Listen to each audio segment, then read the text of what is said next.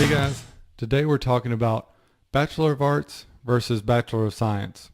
Which one's better? Which one should you pursue? What's different about them?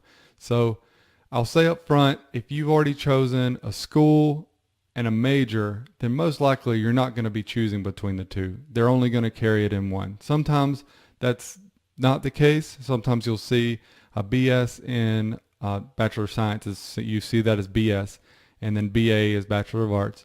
Sometimes you'll see a BS in criminal justice, and the same school will have a BA in criminal justice. And I'm going to tell you what the differences would be, and when you hear those terms, what they mean. Whether it's Associate of Arts, Associate of Science, Master of Arts, Master of Science, we'll cover all that. So to get started,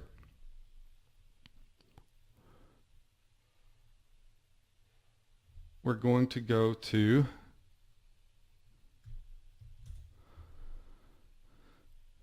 this website here, collegechoice.net. I found this article that should help us. So basically what it's saying is a Bachelor of Arts is more focused in the liberal arts classes, the areas. So things like humanities, ethics, literature, language, history, those are going to be the focus. So you're going to have more classes on those things than you would with a Bachelor of Arts. So, or Bachelor of Science, sorry. So let's get this clear.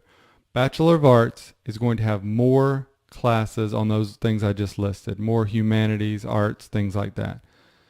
Bachelor of Science, which you can see here, is going to be more focused in the area of study, courses that are closely related to the student's major.